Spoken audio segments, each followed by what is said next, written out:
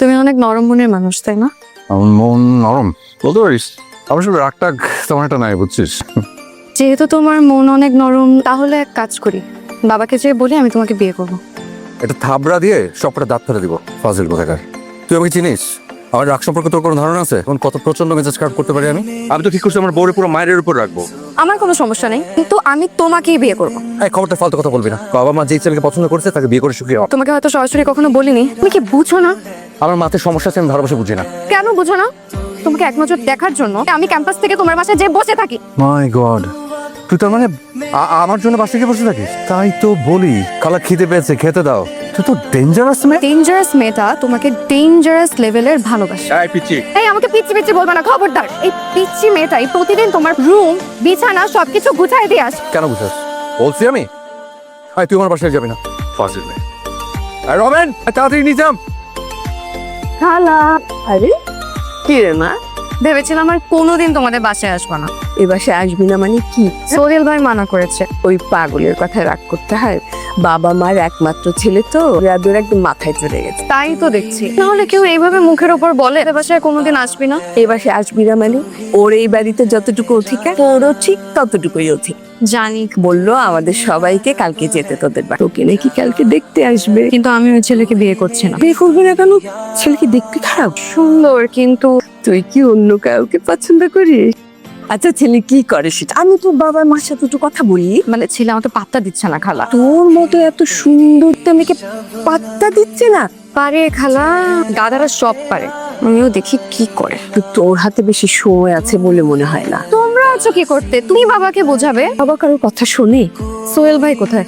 একটা দুতারা কিনে এনেছে, সারাক্ষণ শুধু টুংটাং টুংটাং মাথাটা খারাপ করে দিচ্ছে। তাহলে আমিও যাই। ঠিক আছে, দিচ্ছি, পাঠাচ্ছি।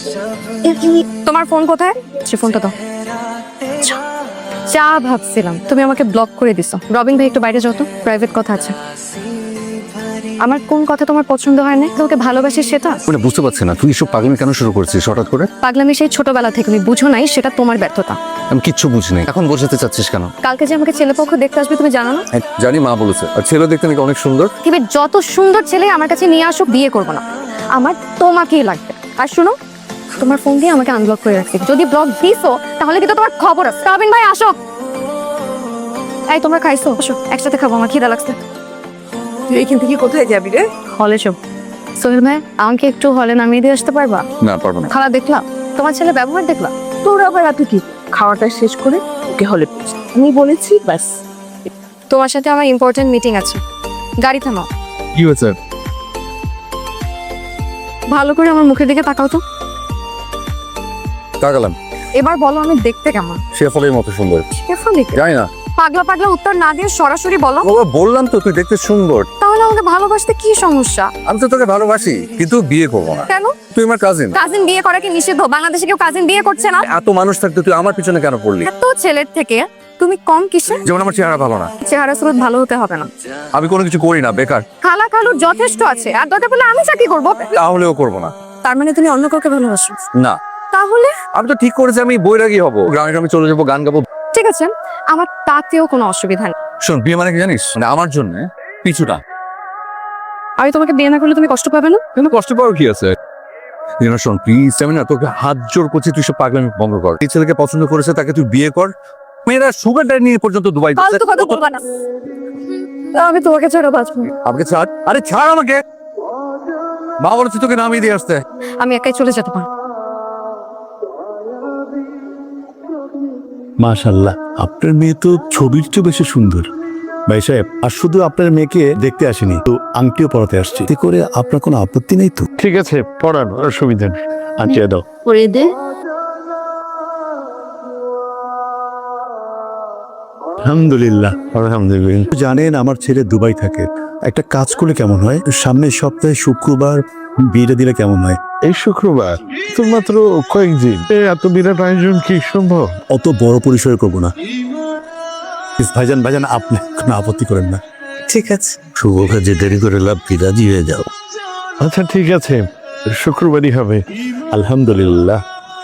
ভাইয়া, একটা জিনিস খেয়াল করছো? রিনার বিয়ের ডেটটা লক হওয়ার পর থেকে না, রিনা কেমন জানি থমকে গেছে। ভাইয়া আমি কিন্তু জানি যে তোমাকে রিনা ভালোবাসে ভাইয়া। আমি না বুঝতেছি না, তুই বিয়ে করলেই পারো, সমস্যাটা কোথায়? আচ্ছা আমাকে একটা কথা তুমি সত্যি সত্যি বলবা ভাইয়া, তুমি কি রিনাকে পছন্দ করো? পছন্দ করার মতো একটা মেয়ে, কিন্তু এটা ভুলে যাস কেন যে আমার কাজিন? সম্ভব না রে। তাছাড়া বুঝিস না কেন, প্রেম ভালোবাসা আমার লাইনের না। এরকম মুখ গরম করে আছিস কেন? তুমি ভালো করেই জানো অন্য কাউকে বিয়ে করা আমার পক্ষে সম্ভব না। আরেকটা ফালতু কথা বলে এবার কিন্তু থাপ্পড় খাবি। এইসবই তো পারবা। এবার কাজে গেলে নিচে নিয়ে তো আমি নিচে আছি। ভাইয়া তুমি কি কোন টেনশনে আছো? না। তোমাকে দেখে মনে হলো। শোনো ভাইয়া, রিনা কিন্তু তোমাকে আসলে অনেক ভালোবাসে। আমারও কেন জানি মনে হয় তুমিও রিনাকে অনেক ভালোবাসো। তো কথা বলছিস? কয়েকদিন ধরে খেয়াল করছি তুমি না কষ্ট পাচ্ছ। সোহেল ভাইয়া একটু বাইরে আসবেন? কেন বাইরে কেন? রিনা আপনার সাথে কথা বলার জন্য। কি বলবি বল। শুনলাম আজকে সারাদিন নাকি খাওয়া দাওয়া করনি। তোর হলুদের সব কাজ তো আমিই করলাম, আর তুই হঠাৎ আমার খাবারে পড়লি। খাওয়া দাওয়া বাদ দিয়ে আমাকে বিয়ে দিয়ে বিদায় করার জন্য উঠে পড়ে লেগেছো তাই না? এসব ফালতু কথা বাদ দিয়ে কি বলবি সেটা বল। তুমি এখানে আসার আগে দাঁড়িয়ে দাঁড়িয়ে একটা কথা ভাবছিলাম। কি কথা? সোহেল ভাই জানো, এই পৃথিবীর সব মেয়েরা দুই ভাগে বিভক্ত। এক ভাগ যাদের বয়ফ্রেন্ড আছে, এক ভাগ যাদের বয়ফ্রেন্ড নেই। আমি এই দুই ভাগের কোনো ভাগের মধ্যেই পড়ি না, কারণ আমি মনে মনে যাকে বয়ফ্রেন্ড ভাবি সে আসলে আমার বয়ফ্রেন্ডই না। বিনা কালকে তোর বিয়ে, দয়া করে সেদিকে কনসেন্ট্রেট কর। এত সহজ সোহেল ভাই?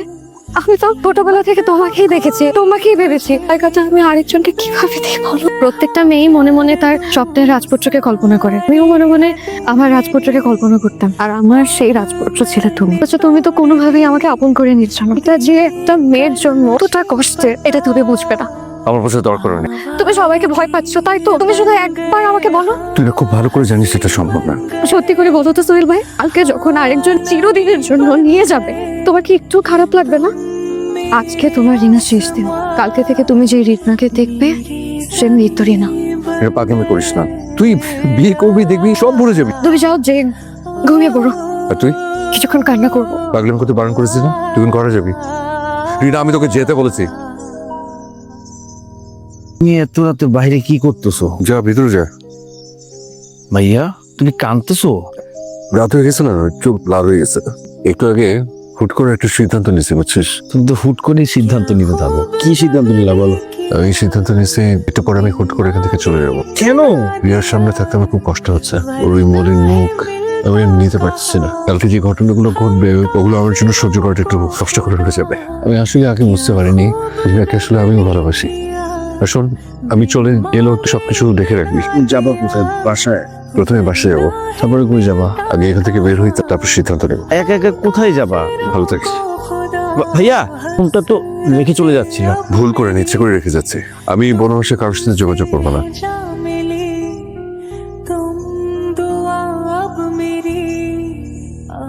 হ্যালো, কেমন আছিস? আমার গলা চিনতে পারছিস? সোহেল ভাই কোথায়? কক্সবাজার থেকে ঢাকা ফিরতেছি। তুই কি আমাকে একটু নিয়ে যেতে পারবি? একা একা বাসায় যেতে ভয় ভয় লাগতেছে। ওকে লোকেশন পাঠাও, তোমার পিক করতে আসছি। কাছে কি করবে? হা করে তাকিয়েছো কেন? বাবা কেমন? কোথায় গেলি? সরি বাবা, আমাকে মাফ করে দিও প্লিজ। এখন এই আমাকে কান্না করাও না তো। তুই যা, হাত মুখ ধো। ভিতরে তুই বস। আই বাবা, কি রে তুই আমাদের বাসায় কবে আসছিস? তো জামাই কই? চুপ করে আছিস কেন? কোথায়? কি বলি বুঝি নাই। এরকম গালি দিয়ে কথা বলছিস কেন? কপাল ভালো আমার থেকে বয়সে বড়, নাহলে কোষে একটা থাপ্পড় দিতাম। আর শোনো, এই রুমটা কিন্তু আগে শুধু তোমার ছিল, এখন থেকে তো আমার রুম। রুম মানে? রবিন, ঘটনা কি বলতো? আমি তো কিছু বুঝতে পারতেছি না। বলতেছে এটা নাকি ওরা আমার রুম। আচ্ছা তুমি টেনশনই নিও না, আমি তোমাকে সব খুলে বলতেছি। চলে যাওয়ার পরে আমি রিনার কাছে দেখা করতে চাই। মাথায় না একটা প্ল্যান আসছে, আমরা রিনাকে বাসা থেকে সরিয়ে ফেলবো। রিনা কি করবে? চিঠিতে লেখা থাকবে যে আমি সোহেল বাসাতে পালাই গেছি। তারপর আগামীকাল গিয়ে সুন্দর মতন বলবা যে আমরা মাত্র বিয়ে করে আসছি, সোহেল ভাই তোমাকে ওখানে রেখে পালাই গেছে। তোমাকে সুন্দর মতন গ্রহণ করে নিবে বউ হিসাবে, আর সোহেল ভাইয়ের অপেক্ষা করবে। তোমাকে তো আমি সোহেল ভাইয়ের মতন বলদ মনে করতাম, তুমি তো সোহেল ভাইয়ের থেকে অনেক স্মার্ট। তুই কবে এত বড় হলি বলতো? আমি তো ভাবছিলাম যে তুই আমার মতো একটা দায়িত্বহীন ছেলে। তোমাদের দুই ভাইয়ের ভালোবাসা শেষ হলে হাত মুখ ধুয়ে খেতে আসো। এদিকে ও নাটক করার শিক্ষিকার কাছে বলতো। তোমাকে পাওয়ার জন্য আমি সব করতে পারি। তোমরা কথা বলো, খেয়ে আসি, অনেক খিদা পাচ্ছে। ওই রাতে আমি যদি না পালাতাম ওই দিন তোর বিয়ে হয়ে যেত, তাই না? আমি অন্য কাউকে বিয়ে করতাম না। তুই আসলে কতটা ভালোবাসিস আমাকে বলতো? তোমার কল্পনারও বাকি।